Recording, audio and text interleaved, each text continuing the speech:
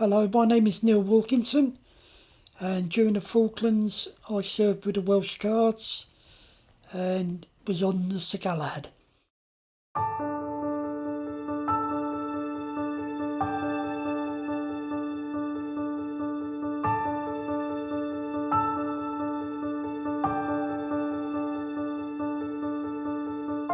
While I was on the QE2 going down, I sent me wedding ring back because I thought, if I'm going to get hurt or anything, I don't want anybody having me ring. So this ring was sent back in the mail to my wife, and miraculously she got it. Got to put, look after it for me, and all the sentimental bits and pieces that goes with it. Because I had a premonition that something was going to happen.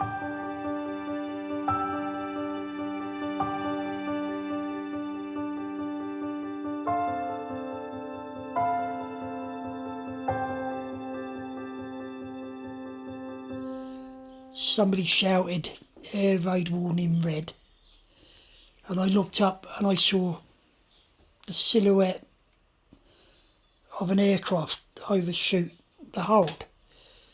Seconds later, there was a loud bang and it all went orange, and it was like slow motion. Then, you couldn't see anything.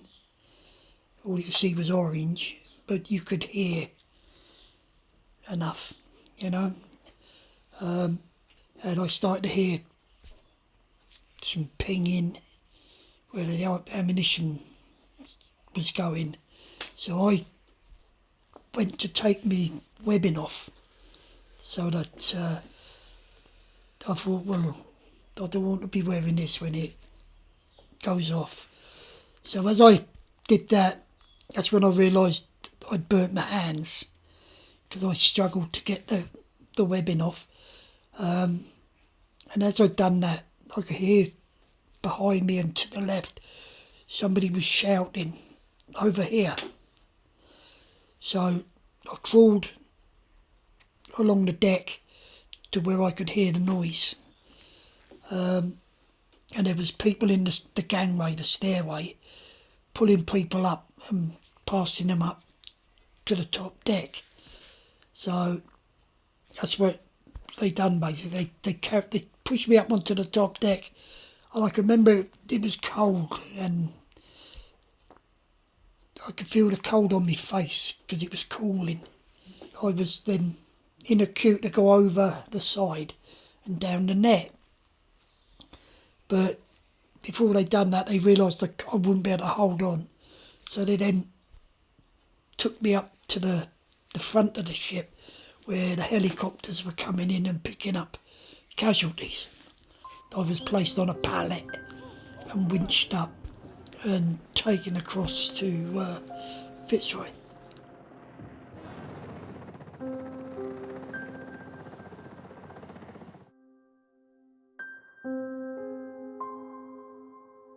You could smell the burning of the flesh, and people were calling out names to see who was there. Like, I can remember asking somebody for a Mars bar.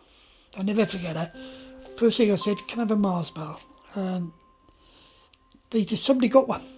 I don't know where it come from, because they were, but somebody found me some chocolate, and I was having that then. And I again was knocked out and woke up on the Uganda. It wasn't until I had to get up off my bed to go to the treatment room that I realised that I'd burnt my face and my head, because I walked past this mirror and I just saw this large beach ball, and realised it was me. So I had a bit of a weep. It came over the tannoy that the Argentinians, they saw white flags in Stanley. I was obviously elated that it was over and there was going to be no more fear of getting killed. but then you still got to think, you've got that long recovery in front of you, you know. So it was tempered with, you know, a bit of worries that, you know, you're got to go back home and see the wife and your family and that, and you're not in the same condition as you went when you last seen her, if you know what I mean.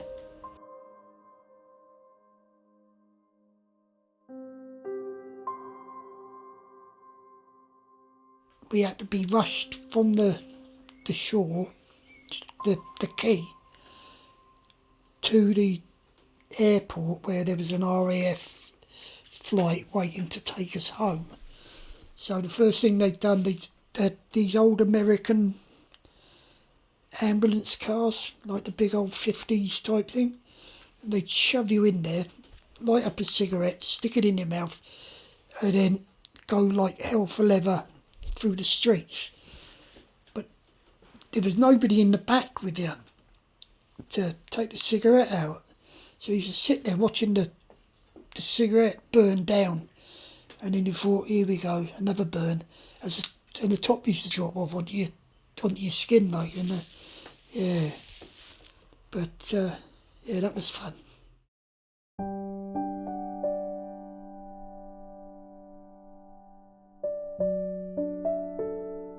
And I can remember in my family,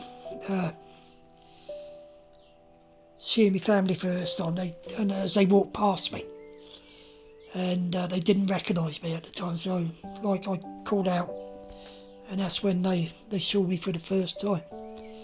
That was really emotional. That was hard. Yeah, that was difficult, you know, because I didn't look my best at the time.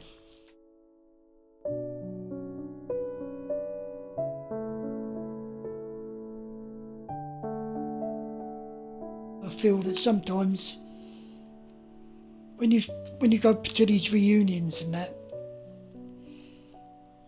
the ones that actually saw the combat, you feel a bit like an outsider, because I never actually saw combat, and that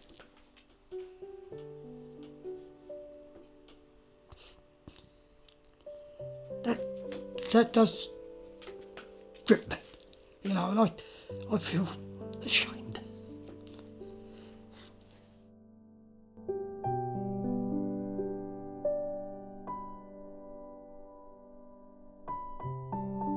I've suffered over the years. I mean, I'm still having treatment with combat stress, which is the mental health, military, veterans mental health charity. And I've been going on and off through them since 1986, 87.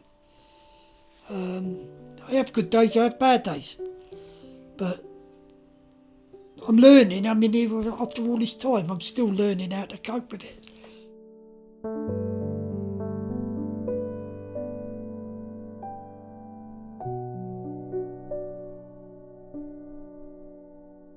When you went to your memorial for those that never come back, it was hard, yeah, because it's and of course, like, we went to Fitzroy to see the memorial there. The barrels went up Mount Longdon and went back to Darwin and that. So yeah, it was, but it was also good because you had your muckers with you, you know. And there was good times as well as the bad, you know. It was well worth that trip was well worth going.